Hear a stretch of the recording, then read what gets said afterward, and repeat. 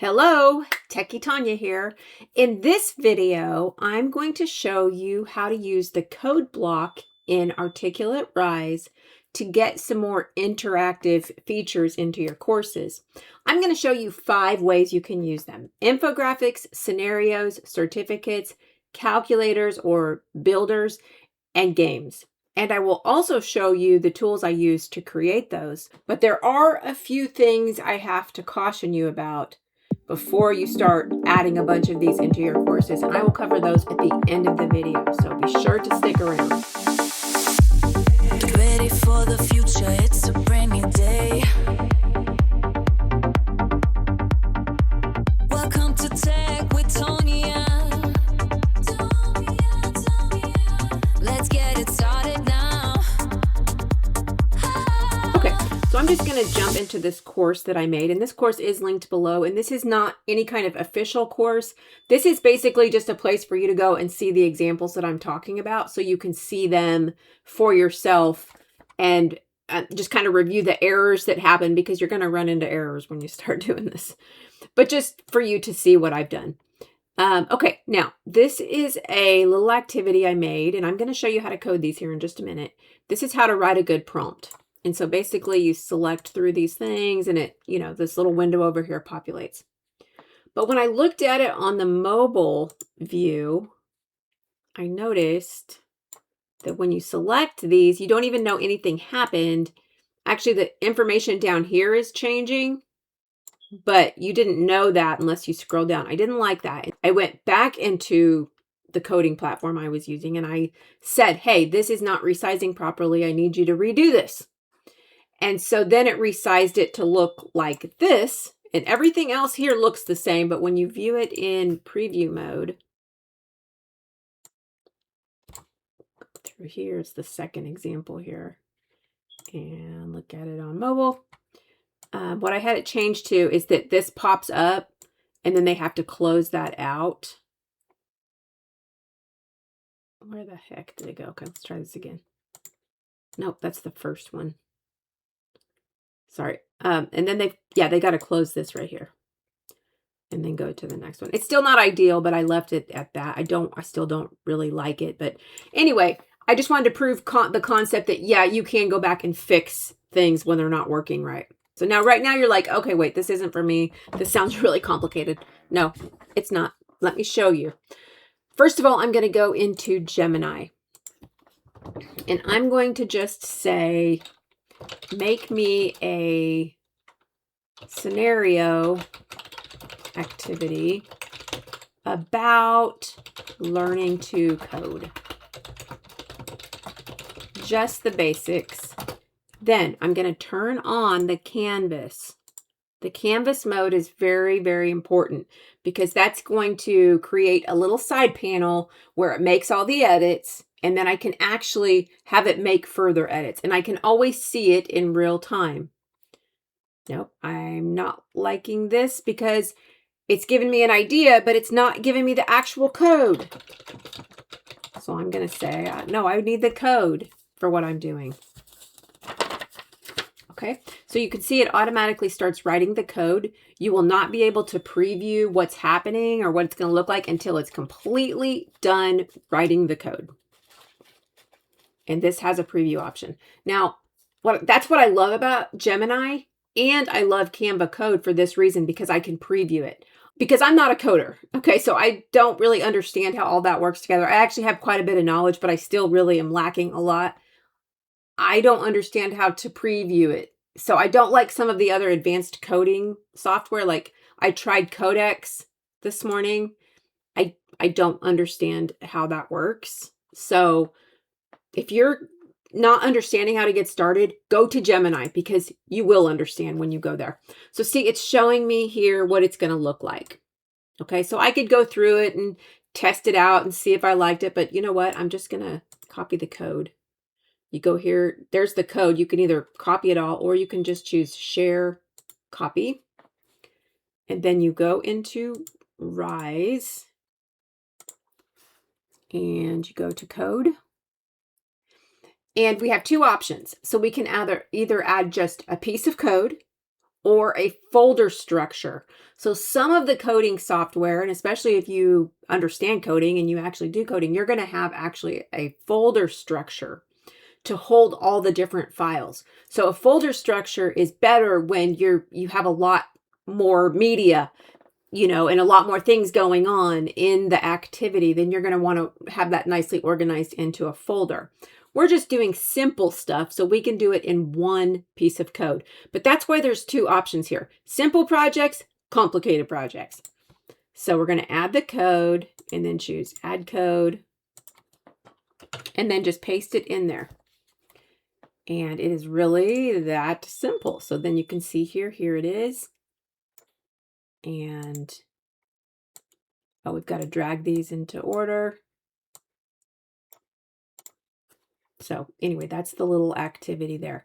Now, you notice right here, it says set completion requirements. Now, I can turn that on, but that doesn't make it automatically happen. This bit of code also has to be added. And I don't know why they don't just add it for you. Seems like that would be easier just for it to add it for you, but it does tell you the code that needs to be added. Now, for me, I don't know where this goes in the code, so I just go back to Gemini and I say, I need to add this for completion reasons. And it will go ahead and add it to the code. I take that, copy it, take it back. So then once that's copied in, and you've turned it on in the code, let me just review. You've turned this on, you've added this to the code. Then on your continue button, you also have to change this to complete block directly above it. So if you just chose complete block directly above it, but you did not add the code, then all they have to do is view it. That's considered completing. That's why you have to add that extra code to show. No, they do something. There's a trigger there that's going to then release this button. Okay, now let me go show you some more cool stuff I made. So in this example, I took these instructions. So I got instructions from ChatGPT on how to create course avatars. I got those instructions, and then I used Canva to get my code. And if you've not used Canva code, let me show you how easy this is. So let's just imagine you're in here on your home screen. You're going to go either to Canva.ai or Canva.ai. Both of these buttons take you to the same spot. And when you select into the box, you're going to choose code. Let's do something like an emoji selector for who you are based on 3 questions. And we're just going to let it make up the rest. So this is going to look very similar to Gemini here in just a moment. First, it's going to think, and then it's going to open up that canvas there on the side as well. And it's showing you all the coding that's happening. And you also have to wait. And in this case, you will also get to preview it here in just a moment.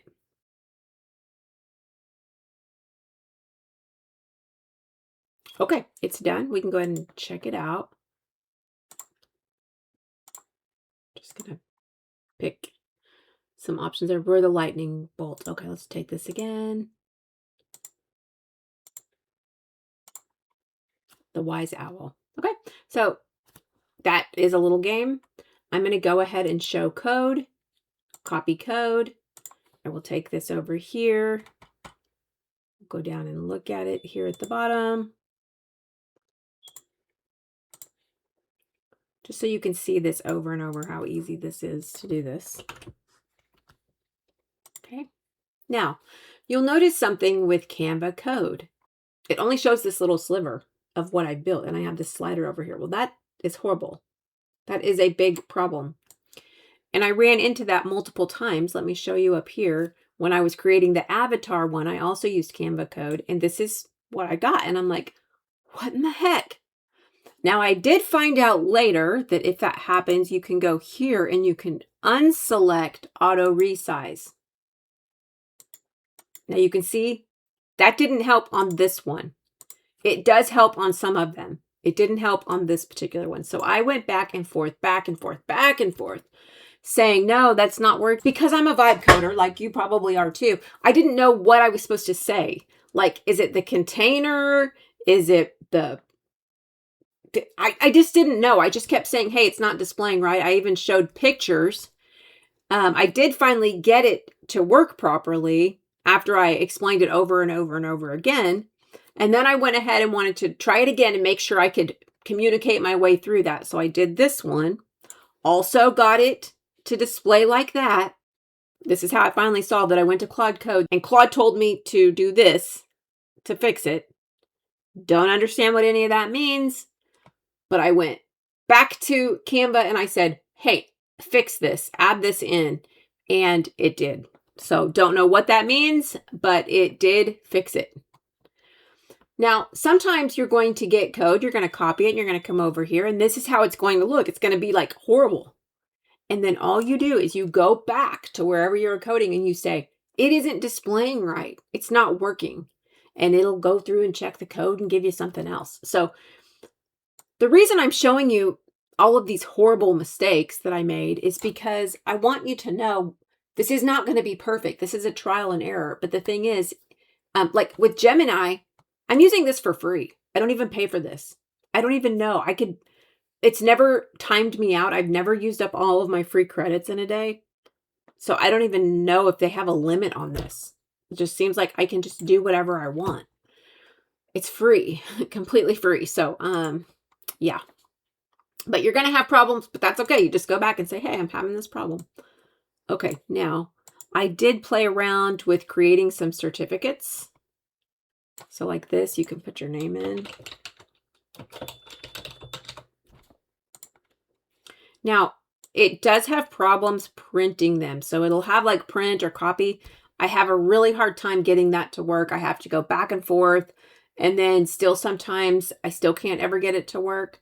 I think if you had a folder structure, you could hold more complex instructions for what needs to happen. This is just with a one-line code. I don't know. Maybe not. I don't know enough about it to say. Okay, here is a game I made. This is just with Tetris. And basically, you get keys here that you use. And then when you get a line completed, you have to answer a question. So that would be a fun way to put games in where you have to play these little games and then answer quiz questions. It could be a fun thing to do, but let me go ahead and add my continue button on there. So if you were looking at this, you can continue right through it. And then here are some scenario ideas. So this is I used Claude Code, which, by the way, is much more complicated than using Gemini and Canva. In fact, I will probably in the future do a whole video just on learning how to use Codex and ChatGPT and Claude. I still do not understand the file structure well enough yet and how you have to set up your environment. Like these environment and display and the terminal, these are all words I'm still not quite understanding what they mean, but I'm going to learn what they mean, and then I'm going to teach other people about it. So I will teach you how to do more complex things in the future, just not yet. But I did, my first attempt here with Claude Code, I was able to make this little game. And then I used Canva Code to create this. Now you'll notice it is not fully displayed. I did shut off the auto resize, otherwise it was going to look like that. So I made it look a little better, and I didn't feel like going back and forth to fix that because I'm just doing these as examples. So I'm like, I know I could fix it, but I'm not gonna. I'm just not gonna. Okay, so don't forget you can do the website iframe code. So don't overcomplicate this. If you have code that's at a website, you can just embed it using an iframe. So don't reinvent the wheel just for fun. Don't overcomplicate things. Now, here are the problems with using code, because at first I was all excited and I'm like, I'm going to do so many of these, and I was going to do a bunch for my clients and stuff. And then I was like, wait a minute. First of all, you don't know for sure if it meets the WCAG guidelines. Now, if you go to Rise, which I've linked their course and their documentation on the resources page, it does address this issue. So it says, hey, the WCAG, and those are accessibility guidelines, by the way. This is, so it works with the screen reader, keyboard, color contrast, what have you. It does address that. And basically it just says you need to instruct the coding model you're using to meet the WCAG 2.2 standards, and that it should, no problem. I didn't do that. I didn't realize that until later. For me, I personally would still want to go through and use a screen reader and test that it still complies. But that's, and you know what? Not all courses need to be fully accessible for screen readers, because some clients just they literally don't have people that use screen readers, and they know that for a fact, so they don't need to do that. But some people do need to meet those standards. Now, the mobile devices, I did pick up on that pretty early, that they don't always resize properly. So you could also solve that by just instructing it, like, this needs to be reflowable, is what the term is for that. Okay, the PDF, when you download, because a lot of times I download courses and then those are used for the SMEs to go review.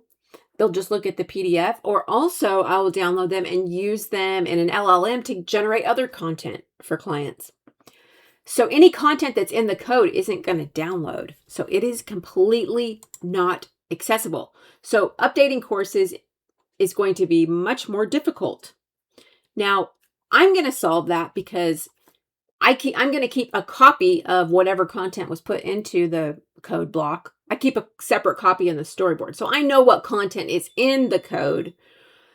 I just, it's not going to be as simple as just downloading a PDF. So also because of that, the localization translations are not going to translate the code. So if you use the translation feature within Articulate, or if you use the XLIF translation process, that code is not going to translate. So that has to be done separately. Much like a video, speaker in a video is not going to be translated from localization. So that is just something to remember. Some of these things may not apply. And so you're off and running with the code. It doesn't matter. You don't need to think about that. But I thought this was pretty funny because I addressed these issues with Gemini and I'm like, yeah, how are we going to solve these? And it was so funny. It gave me this quote: hard coding text directly into your JavaScript or HTML inside a Rise block is a technical debt trap. It makes updates, translations, and consistency nearly impossible to manage. So now you know that ahead of time. And then here are some ways to handle the problem. So like for WCAG, this is some instructions you could feed into the coding program to guide the build. This is for mobile resizing. And then for the code content, honestly, the best thing around is just to keep a copy of the content that you put into the code. And then here I just covered the differences between a single file and a folder structure. And basically the thing to know is just that you've got simple and you've got complex. I mean, it's way more technical than that, but that's the gist of it. And then on the resources page, you will find I have linked directly to this Rise course that Articulate created to explain the code block, and also to their documentation, and then also to my LinkedIn profile. So you can go follow me there, and my online store where I sell all kinds of AI things to help you move ahead. So I hope you enjoyed your time with me today. Please like and subscribe if you liked the video, and you have a fantastic, marvelous day.